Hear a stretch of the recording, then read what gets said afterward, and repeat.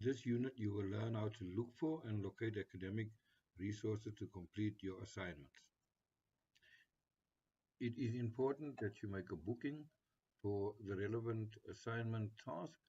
You may scroll down to your organizations and select Cecil Library Bloemfontein Support.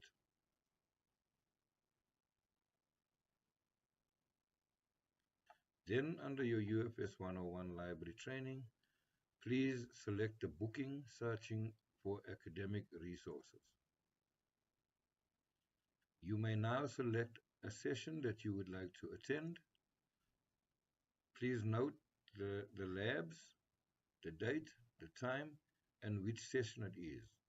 You can either attend COPSICAT and EBSCO Discovery Services, or you can attend Database, Subnet, Applicant Journals, and eBook Central. Please make sure you attend at least one of these sessions within this month, that month, and the following month. Thank you.